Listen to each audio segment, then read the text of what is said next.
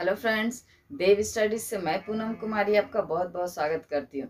दोस्तों, हम लोग पॉलिटी की सीरीज में राष्ट्रपति के बारे में पढ़ रहे हैं और राष्ट्रपति से रिलेटेड जो है 3 वीडियोस पहले ही अपलोड किए जा चुके हैं। मीन्स 3 क्लासेस इससे रिलेटेड हो चुके हैं। तो आइए हम लोग रिकॉल कर लेते हैं कि किन क्लासेस में हमने क्या पढ़ा था। तो जो इसकी पहली क्लास थी दोस्तों राष्ट्रपति से संबंधित, उसमें हमने राष्ट्रपति के पद, राष्ट्रपति की योग्यता, राष्ट्रपति के कार्यकाल और फिर राष्ट्रपति को यानी किस प्रकार महाभियोग की प्रक्रिया के द्वारा उनको हटाया जा सकता है, इसके बारे में हमने पढ़ा था।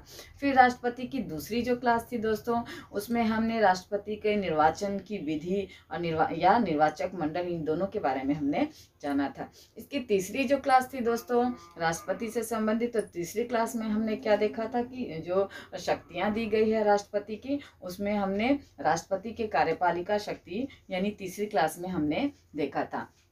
आज की जो ये क्लास है दोस्तों, इसकी चौथी क्लास है और इसमें आज हम लोग क्या देखेंगे दोस्तों, तो विधायी या व्यवस्थापिका यानी विधायी शक्ति को ही व्यवस्थापिका शक्ति कह लीजिए या व्यवस्थापिका शक्ति को ही विधायी शक्ति कह लीजिए। तो ये दोनों क्या है, एक ही है। तो कहीं ऐसा ना हो कि कोई स्टूडेंट एग्जाम हॉल में जाए और विधायी के बदले व्यवस्थापिका वो आ जाए, यानी विधायी पढ़ के गया हो उसे व्यवस्थापिका क्वेश्चन में आ जाए, या व्यवस्थापिका पढ़ के गया क्वेश्चन में विधायी आ जाए। तो कहीं ऐसा ना हो कि मीन्स ऐसा लगे स्टूडेंट्स को कि अरे ये क्या, ये तो हम कभी पढ़े ही नहीं। तो इसलिए ये कॉन्सेप्ट क्लियर रखिए कि विधायी शक्ति व्यवस्थापिका शक्ति है और व्यवस्थापिका शक्ति ही क्या है, विधायी शक्ति है।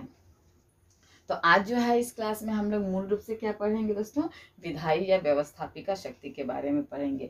तो ये जो विधायी शक्ति है, यह विधायी शक्ति आपका संसद से संबंधित शक्ति मानी जाती है, यानी संसद की प्रक्रिया, संसद के कार्यों से संबंधित यह शक्ति है आपकी विधायी शक्ति। इस विधायी शक्ति के अंतर्गत दोस्तों सबसे पहला जो है शक्ति है राष्ट्रपति को, वह विधेयक पर हस्ताक्षर की शक्ति है। इससे पहले मैं और एक बात बताना चाहती हूँ दोस्तों कि राष्ट्रपति की जो शक्ति है उसको दो भागों में बांटा गया है। एक सामान्य शक्ति और दूसरी आपकी आपातकालीन शक्ति। आपातकालीन शक्ति, तो ये दो शक्तियां आपको, यानी शक्तियों को, जो राष्ट्रपति की जो शक्तियां जो दी गई है हमारे संविधान में, उसको दो भागों में बांटा गया है।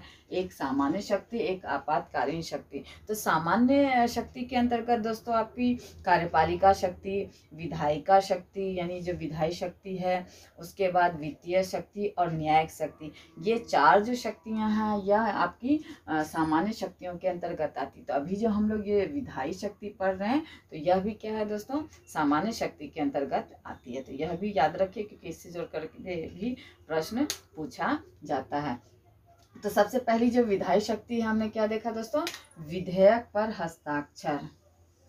तो हम लोग आर्टिकल 79 में देखे थे दोस्तों, जो कि हम लोग संसद से संबंधित जो क्लास है उसमें अपलोड किया जा चुका है। तो आर्टिकल 79 में दोस्तों यह जिक्र किया गया है कि राष्ट्रपति जो है संसद के अभिन्न अंग है, यानी यह लिखित रूप में है, यह मौखिक नहीं है दोस्तों कि राष्ट्रपति संसद के अभिन्न अंग है, बल्कि यह हमारे संविधान में लिखा गया है कि संसद के जो 3 अंग है, एक लोकसभा, राज्यसभा और हमारे महामहिम राष्ट्रपति। तो चूंकि राष्ट्रपति जो है संसद के अभिन्न अंग लिखित रूप में है, तो आइए हम लोग देखते हैं कि किस तरह से जो है राष्ट्रपति संसद के अभिन्न अंग के रूप में कार्य करते हैं। तो इसका सबसे बड़ा उदाहरण है दोस्तों विधेयक पर हस्ताक्षर। तो जब भी दोस्तों कोई भी जो विधेयक या बिल जो कानून बनता है, पारित होता है, उसकी प्रक्रिया को हम लोग जानते हैं। तो कोई भी जो विधेयक है दोस्तों, कोई भी बिल है, वह कानून जो बनता है, तो वह सबसे पहले क्या होता है दोस्तों, यानी चाहे लोकसभा, चाहे राज्यसभा, चाहे राष्ट्रपति, यानी कि कोई भी विधेयक लोकसभा में जाता है, फिर राज्यसभा में जाता है, फिर राष्ट्रपति के पास जाता है, तब जाकर के यानी अंतिम रूप से जो है राष्ट्रपति के पास जाता है विधेयक, और वह राष्ट्रपति हस्ताक्षर करेंगे उस पर, फिर जो है वह कानून बनेगा। यानी कि चाहे लोकसभा से राज्यसभा में आए विधेयक, चाहे राज्यसभा से लोकसभा में आए, तो यानी कि अगर राज्यसभा से लोकसभा में विधेयक आ रहा है तो फिर लोकसभा से पारित होकर कहाँ आएगा, राष्ट्रपति के पास। और यदि पहले अगर लोकसभा में पास हुआ और फिर राज्यसभा से पारित, राज्यसभा में यानी लोकसभा से राज्यसभा में आया, तो राज्यसभा से कहाँ जाएगा दोस्तों? राष्ट्रपति के पास। तो चाहे लोकसभा में पहले विधेयक आए तो राज्यसभा में जाएगा, और राज्यसभा से कहाँ आएगा? राष्ट्रपति के पास। या फिर राज्यसभा में आए और फिर लोकसभा से पारित होकर राज्यसभा में, यानी कोई भी विधेयक चाहे लोकसभा में आ सकता है, राज्यसभा में भी आ सकता है, यानी पहले कहीं भी पेश किया जा सकता है। सिर्फ धन विधेयक है ऐसा दोस्तों, यानी धन विधेयक जो होता है यह सिर्फ पहले लोकसभा में यानी पेश होगा। कभी भी धन विधेयक राज्यसभा में पेश नहीं होगा, पहले वह हमेशा लोकसभा में पेश होगा, फिर राज्यसभा में पेश होगा, और फिर पारित होकर राष्ट्रपति के पास जाएगा, फिर कानून बनेगा, फिर यानी हस्ताक्षर होगा, फिर कानून बनेगा। तो सिर्फ धन विधेयक पर यह बॉन्डिंग है। बाकी कोई भी विधेयक या तो लोकसभा में भी पेश हो सकता है, पहले राज्यसभा में भी पेश हो सकता है। तो जब भी पेश होगा लोकसभा या राज्यसभा में, वहां से पारित होने के बाद राष्ट्रपति के पास अंतिम रूप धारण करने के लिए हस्ताक्षर के लिए जाएंगे। यानी राष्ट्रपति जी जब तक हस्ताक्षर नहीं करेंगे तो कोई भी बिल ही रहेगा, विधेयक ही रहेगा, वह कानून नहीं बनेगा। तो क्लियर हो गया दोस्तों, यह हो गया राष्ट्रपति का विधेयक से संबंधित अधिकार। यानी इसलिए जो है राष्ट्रपति को अभिन्न अंग के रूप में जाना जाता है। लिखित तो संविधान में है, लेकिन प्रैक्टिकली आप इसको देखिएगा तो ये जो राष्ट्रपति का पावर है, विधायी पावर, विधायी शक्ति, या इस चीज को साबित करती है कि राष्ट्रपति जो है वास्तव में जो है संसद के अभिन्न अंग है। तो ये हो गया दोस्तों विधेयक पर हस्ताक्षर से संबंधित आपका शक्ति। उसके बाद दूसरा है आपका, दूसरा है अध्यादेश जारी करना। अध्यादेश जारी कैसे किया जाता है, उससे पहले हम लोग ये जानेंगे कि अध्यादेश होता क्या है। तो दोस्तों जब भी संसद का सत्र नहीं चल रहा होता, यानी विधेयक लोकसभा राज्यसभा में कब पेश होता है? जब संसद का आपका सत्र चल रहा है। और संसद के 3 सत्र होते हैं दोस्तों। आप एक बजट सत्र, मॉनसून सत्र और आपका शीतकालीन सत्र। यानी अधिकतम जो है संविधान में 3 सत्र का जिक्र किया गया है, और न्यूनतम जो है 2 सत्र होना चाहिए। यानी 3 सत्र की व्यवस्था संविधान में की गई है, किंतु अगर किसी कारणवश 3 सत्र नहीं हुआ तो कम से कम 2 सत्र तो होना, यानी 2 सत्र की बाध्यता जो है हमारे संविधान में लिखित की गई है। और इस 2 सत्र के बीच कितना होना चाहिए? 6 महीना का डिफरेंस होना चाहिए। तो मान लीजिए किसी कारणवश, किसी परिस्थितिवश जो है लोकसभा का यानी कि संसद का कोई भी सत्र नहीं चल रहा है, अब वहां पर देश में कुछ ऐसी परिस्थितियां आ गई है कि उन परिस्थितियों में जो है कुछ कानून निर्माण की आवश्यकता है, कानून का निर्माण करना वहाँ अनिवार्य हो जाता है। तो उस स्थिति में क्या किया जाता है दोस्तों? चूंकि संसद का कोई भी सत्र नहीं चल रहा है, बैठक नहीं चल रही है, तो लोकसभा और राज्यसभा में कैसे पेश होगा, कैसे पारित होगा, यानी जो प्रक्रिया हमने यहाँ देखी, लोकसभा में राज्यसभा में पारित होने के बाद क्या होगा? विधेयक राष्ट्रपति के पास आएगा, फिर साइन होगा। तो जब बैठक चल ही नहीं रहा है, सत्र चल ही नहीं रहा है, तो कोई विधेयक कैसे लोकसभा राज्यसभा में जाएगा और कैसे राष्ट्रपति के पास आएगा? और राष्ट्रपति के पास नहीं आएगा तो फिर राष्ट्रपति कैसे जो है उस पर हस्ताक्षर करेंगे और कानून बनाएंगे? तो इस परिस्थिति के लिए दोस्तों क्या किया गया है कि अध्यादेश जारी करने का अधिकार राष्ट्रपति को दिया गया है। यानी कि जब जब संसद का कोई भी सत्र नहीं चल रहा है, तो वहां पर अगर देश को किसी कानून की आवश्यकता पड़े परिस्थितियों के अकॉर्डिंग, तो वहां क्या होगा? राष्ट्रपति अध्यादेश जारी करेगा, और वह अध्यादेश क्या होगा? आपका कानून का रूप होगा। इसका जिक्र कहाँ किया गया है दोस्तों? तो आर्टिकल 123 में इस अध्यादेश का जिक्र किया गया है। यानी विकट परिस्थितियों में जब संसद की बैठक नहीं चल रही हो, तो वहां पर राष्ट्रपति अध्यादेश जारी करके क्या कर सकता है? कानून का निर्माण कर सकते हैं। तो क्लियर हो गया दोस्तों आपका दूसरा बिंदु। अब हम लोग आते हैं तीसरे बिंदु पे। और तीसरा बिंदु क्या है दोस्तों? संसद को संबोधित करना। तो राष्ट्रपति क्या करते हैं दोस्तों? संसद को संबोधित करते हैं। इससे संबंधित राष्ट्रपति के 3 कार्य है। एक तो संसद की बैठक को आहूत करेंगे, आहूत आहूत यानी बैठक को बुलाएंगे। दूसरा हो गया सत्रावसान, सत्रावसान यानी समापन, बैठक की समाप्ति की घोषणा करेंगे। तीसरा है आपका लोकसभा भंग करना, लोकसभा भंग करना यानी संसद को संबोधित करने के तहत जो है दोस्तों लोकसभा संसद की बैठक को क्या करेंगे, आहूत करेंगे। आहूत यानी बैठक को बुलाएंगे। दूसरा जो है जब बैठक बुलाई जाएगी तो बैठक का समापन भी होगा, अंत भी होगा। तो बैठक के समापन यानी करेंगे राष्ट्रपति महोदय के द्वारा बैठक का सत्रावसान यानी समाप्ति की घोषणा की जाएगी। ये जो लोकसभा भंग करना है दोस्तों, तो लोकसभा जब भंग कब किया जाता है, जब भी ऐसी परिस्थिति हो कि कोई भी जो है यानी जिसकी सरकार हो, जिस भी दल की, अब वह उसका बहुमत जो है यानी बहुमत में वह नहीं हो, तो वहाँ क्या होता है, लोकसभा राष्ट्रपति भंग करते हैं। इसमें भी दो कंडीशन है दोस्तों, यानी 99% क्या होता है कि आपका संसद को जो यानी लोकसभा को जो भंग किया जाता है राष्ट्रपति के द्वारा, तो वहाँ राष्ट्रपति अपनी मर्जी से जो है लोकसभा भंग नहीं करते हैं। यहाँ क्या होता है कि मंत्रिपरिषद या प्रधानमंत्री की सलाह पर क्या करते हैं, राष्ट्रपति लोकसभा को भंग करते हैं। यानी 99% चांस होता है कि आपका प्रधानमंत्री या मंत्रिपरिषद की सलाह पर ही जो है राष्ट्रपति लोकसभा को भंग करे। किंतु 1% ऐसा कंडीशन आता है दोस्तों जहां राष्ट्रपति स्वविवेकी शक्ति, हमने पिछली क्लास में देखा था दोस्तों, स्वविवेकी शक्ति। तो ये जो स्वविवेकी शक्ति है दोस्तों, हमने पिछली क्लास में देखा था, ये जो है संविधान में लिखित नहीं है, बट ये शक्ति इनको प्राप्त है। तो ये चूंकि ये शक्ति संविधान में लिखित नहीं है, तो जो शक्तियां संविधान में भारत के राष्ट्रपति को लिखित रूप में दी गई है, उन्हीं शक्तियों के मध्य में, उन्हीं शक्तियों के बीच में इस स्वविवेकी शक्ति का इस्तेमाल राष्ट्रपति करते हैं। तो ये जो आपका 99% जो चांस है कि यानी 99% कंडीशन ऐसा होता है कि ये लोकसभा भंग कैसे करते हैं राष्ट्रपति, तो आपका मंत्रिपरिषद या और प्रधानमंत्री की सलाह पर करते हैं।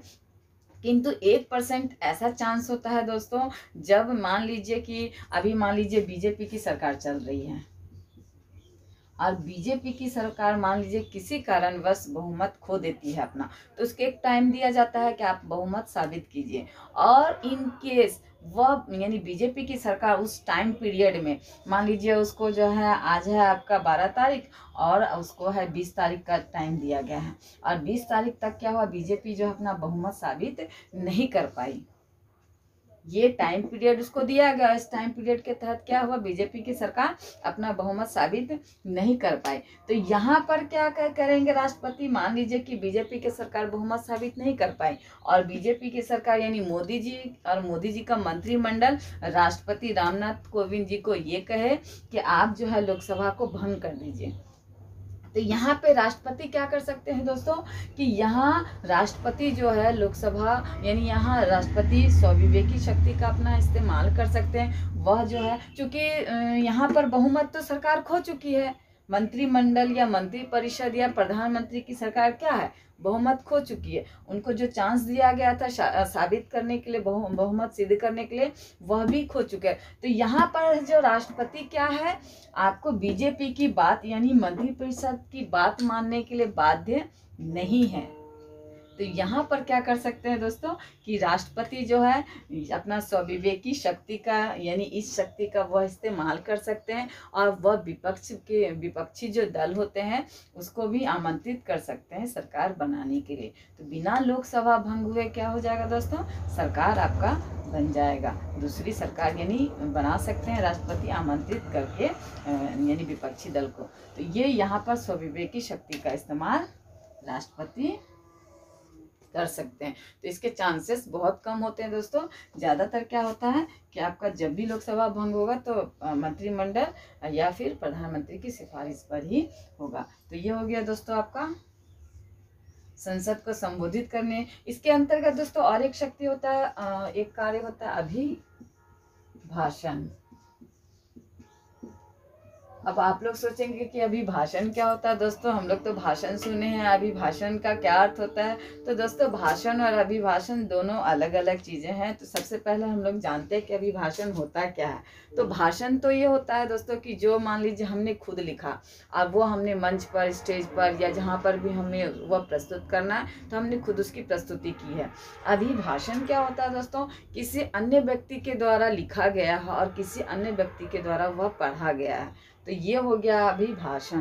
तो राष्ट्रपति जो अभिभाषण देते हैं यानी भाषण देते हैं, तो वह अभिभाषण इसलिए कहलाता है क्योंकि वह जो भी बोलते हैं वह मंत्रिपरिषद के द्वारा लिखित रूप में दिया जाता है। तो इसलिए जो उनका क्या है, चूंकि वह खुद नहीं लिख रहे हैं, वह सिर्फ पढ़ रहे हैं, वह सिर्फ वक्ता है। लिखित रूप में किसने दिया है, यानी उनका खुद का लिखा हुआ नहीं, वह मंत्रिपरिषद या प्रधानमंत्री के द्वारा लिखा गया है। तो इसलिए यह राष्ट्रपति का भाषण क्या कहलाता है दोस्तों, अभिभाषण कहलाता है। और यह अभिभाषण भी दो प्रकार का होता है दोस्तों, एक सामान्य अभिभाषण और एक विशेष अभिभाषण। तो ये सामान्य अभिभाषण के अंतर्गत दोस्तों यानी जो राष्ट्रपति है वो सरकार ने जो है क्या क्या कार्य किए हैं, यानी उस कार्य की बखान करते हैं, यानी उस कार्य के बारे में बताते हैं, पढ़ करके जानकारी देते हैं। और जो विशेष अभिभाषण में क्या होता है दोस्तों, यानी कि सामान्य जो अभिभाषण है उसको मान लीजिए कि सरकार के कार्यों की वह व्याख्या करते हैं, बड़ाई करते हैं, विशेषता बताते हैं।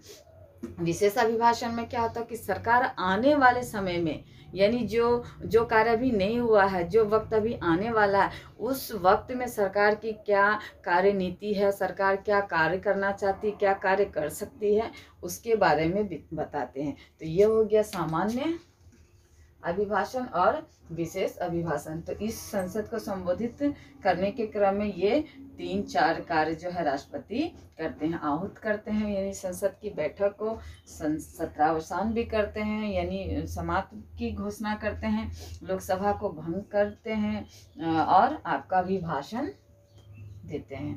तो क्लियर हो गया दोस्तों आपका संसद को संबोधित करने से संबंधित जो शक्ति है, जो कि विधायी शक्ति के अंतर्गत आता है। अब अगली जो शक्ति है राष्ट्रपति की, वो हम लोग देखेंगे प्रोटेम स्पीकर की नियुक्ति। तो दोस्तों जान लीजिए कि प्रोटेम स्पीकर जो ये शब्द है यह कहीं पर भी संविधान में लिखित नहीं है। ये प्रोटेम स्पीकर का कहीं पर भी संविधान में लिखित रूप से वर्णन नहीं है। तो कभी भी पूछा जाए कि किस अनुच्छेद में इसका वर्णन है, तो वहाँ एक ऑप्शन जरूर रहेगा दोस्तों, कहीं भी नहीं। तो आप लोग किसी अनुच्छेद में मत घुस जाना, वहाँ एक ही आंसर देना, कहीं भी नहीं, क्योंकि यह लिखित रूप में कहीं भी इसका जिक्र नहीं किया गया है। तो दोस्तों ये प्रोटेम स्पीकर की आवश्यकता पड़ती क्यों है, आइए हम लोग उसको जानते हैं पहले। तो उससे पहले दोस्तों हम लोगों को जानना होगा कि लोकसभा का जो अध्यक्ष होता है, स्पीकर होता है, उसका कार्यकाल क्या होता है। तो सबसे पहले हम लोग लोकसभा के अध्यक्ष का कार्यकाल जानते हैं दोस्तों। तो लोकसभा के अध्यक्ष का कार्यकाल जो होता है दोस्तों कि जब से वह पद ग्रहण करता है तब से लेकर के यानी पहली बैठक के एक दिन पहले तक का कार्यकाल होता है लोकसभा के अध्यक्ष का। आइए कैसे, मान लीजिए कि अभी 17वीं लोकसभा चल रही है दोस्तों, हम लोग जानते हैं मोदी जी की सरकार है, 17वीं लोकसभा चल रही है। तो मान लीजिए कि 17वीं लोकसभा की पहली बैठक थी आपकी 20 मई को। तो पहली बैठक मान लीजिए 20 मई को थी 17वीं लोकसभा की। तो यहाँ 19 जो है मई तक क्या होगा दोस्तों, 16वीं लोकसभा के अध्यक्ष का कार्यकाल होगा आपका। यानी 17वीं लोकसभा की बैठक अगर 20 मई को है तो 16वीं लोकसभा के जो अध्यक्ष है उनका कार्यकाल आपका 19 मई यानी एक दिन पहले तक का कार्यकाल उनका होगा। तो चूंकि 20 तारीख को पहली बैठक है दोस्तों, तो पहली बैठक में तो अध्यक्ष चाहिए, मॉनिटर चाहिए, क्योंकि हम लोग जानते हैं कि लोकसभा का जो अध्यक्ष होता है, हम लोग प्रोटेम स्पीकर के बारे में पढ़ रहे हैं, तो लोकसभा के अध्यक्ष का चुनाव कैसे होता है। लोकसभा के अध्यक्ष का चुनाव होता है लोकसभा के सदस्यों के बीच से ही, यानी लोकसभा के जो 542 सदस्य है। इन 542 सदस्यों में क्या होता है, लोकसभा के सदस्य यानी अपने में से ही इस 542 सदस्यों में से एक को जो है अध्यक्ष के पद पर बैठाते हैं, चुनते हैं। तो चूंकि यह 20 मई को पहली बैठक हो रही है, तो बैठेंगे तभी तो ना लोकसभा के अध्यक्ष का चुनाव होगा। अभी तो बैठ ही रहे हैं, बैठेंगे तब तो चुनाव होगा, तो बैठने के लिए भी तो एक अध्यक्ष चाहिए। तो वहां पर क्या करते हैं दोस्तों, राष्ट्रपति एक प्रोटेम स्पीकर को चुनते हैं। और यह प्रोटेम स्पीकर यानी कि चूंकि संविधान में इसका लिखित वर्णन नहीं है, किंतु इसके कार्य बहुत है। सबसे पहला कार्य तो है दोस्तों कि जो राष्ट्रपति जो भी संवैधानिक पदों पर नियुक्ति करते हैं, हम लोग पिछली क्लास में देख चुके हैं कि राष्ट्रपति जो सभी जो महत्वपूर्ण संवैधानिक पद है उस पर नियुक्तियां करते हैं। ये कार्यपालिका शक्ति के अंतर्गत हम लोग देख चुके हैं। तो ये जो 542 जो मंत्रियों की नियुक्ति करते हैं, तो उसको ये प्रोटेम स्पीकर क्या करते हैं दोस्तों, शपथ दिलाते हैं। तो यहाँ प्रोटेम स्पीकर को शपथ दिलाने का जिक्र नहीं किया गया है, संविधान में जिक्र किया गया है कि राष्ट्रपति या उसका कोई प्रतिनिधि। तो चूंकि प्रोटेम स्पीकर भी क्या होता है दोस्तों, राष्ट्रपति का प्रतिनिधि होता है, तो इस वजह से प्रोटेम स्पीकर क्या करते हैं कि सभी की जो भी नियुक्तियां राष्ट्रपति करते हैं उन सबको क्या करते हैं, आपका शपथ ग्रहण करवाते हैं। तो ये प्रोटेम स्पीकर की नियुक्ति कौन करते हैं दोस्तों, तो राष्ट्रपति करते हैं। ये जो 542 सीट है दोस्तों, ये 542 सीट में जो है 2 सीट जो है लोकसभा में आपका कौन होता है, एंग्लो इंडियन। तो ये एंग्लो इंडियन जो होते हैं उसकी नियुक्ति कौन करते हैं, राष्ट्रपति। तो ये हम लोग आपातकालीन कार्यपालिका शक्ति के अंतर्गत हम लोग देख चुके हैं। और राज्यसभा के 12 सदस्य होते हैं, जो कि कला, विज्ञान और समाज सेवा और साहित्य, कला, विज्ञान, साहित्य या समाज सेवा में जो इनका उल्लेखनीय योगदान होता है, उत्कृष्ट योगदान होता है, उनको क्या करते हैं, 12 ऐसे सदस्यों को जो है राष्ट्रपति आपको मनोनीत करते हैं राज्यसभा में। 2 लोकसभा में एंग्लो इंडियन का जिक्र की अगर हम लोग बात करें दोस्तों, तो आर्टिकल 331 में इसके सीट की बात की गई है, और 366 में जो है दोस्तों इसकी परिभाषा दी गई, यानी एंग्लो इंडियन होते कौन है। तो एंग्लो इंडियन कौन होते हैं दोस्तों, तो जिनके पिता या दादा बाहरी यानी यूरोपियन रहे हो, विदेशी रहे हो, अंग्रेज रहे हो, उनकी माता या दादी क्या हो, वह भारतीय मूल की रही हो, तो उनसे जो बच्चे पैदा हुए, उनके जो वंशज हुए, वह एंग्लो इंडियन कहलाते। तो इनको उचित प्रतिनिधित्व देने के लिए जो किया जाता है दोस्तों, एंग्लो इंडियन की जो है मनोनीत किया जाता है। अगर ये 542 सीट में एक भी एंग्लो इंडियन जो है प्रतिनिधित्व यानी यहाँ सीट जीत करके नहीं आते हैं, तो यहाँ 2 जो है सीट क्या करते हैं, राष्ट्रपति मनोनीत करते हैं। और अगर 1 या 2 इसमें इस 542 में जीत करके आ गया, तो ये 2 को मनोनीत नहीं करेंगे। लेकिन जनरली यानी 1952 में हमारा पहला चुनाव हुआ था, तब से लेकर के अब तक यानी 16वीं लोकसभा तक एक भी जो है एंग्लो इंडियन जो है इस 542 के सीट में नहीं आया है। तो हमेशा क्या करना पड़ा है, राष्ट्रपति जी को मनोनीत ही करना पड़ा है। और यानी कि अब जो 17वीं लोकसभा है दोस्तों, इस जो मोदी जी की सरकार है, यहाँ पर इस एंग्लो इंडियन के सीट को क्या किया गया है दोस्तों, तो खत्म कर दिया गया संविधान संशोधन के द्वारा। क्योंकि मोदी जी का कहना है कि अब भी जो है एंग्लो इंडियंस की जो जनसंख्या है वह कम हो गई है, तो अब इनकी सदस्यों को यानी कि प्रतिनिधि को यहाँ की प्रतिनिधि की आवश्यकता नहीं है। इस वजह से 17वीं लोकसभा में एंग्लो इंडियन का नहीं रखा गया, यानी एंग्लो इंडियन को मनोनीत नहीं किया गया है। और बाकी जो है ये 4 कला, विज्ञान, समाज सेवा, साहित्य, इनको मनोनयन राज्यसभा में राष्ट्रपति के द्वारा किया जाता है। तो ये भी हम लोग कार्यपालिका शक्ति के अंतर्गत हम लोग पिछली क्लास में देख चुके हैं। हो गया दोस्तों, राष्ट्रपति की विधायी शक्ति के अंतर्गत हम लोग सभी शक्तियों को जान चुके हैं। अगली जो शक्ति है दोस्तों, हम लोग वित्तीय शक्ति के बारे में जानेंगे अगली क्लास में। तो तब तक देव स्टडी से जुड़ने के लिए आप सबका बहुत बहुत धन्यवाद।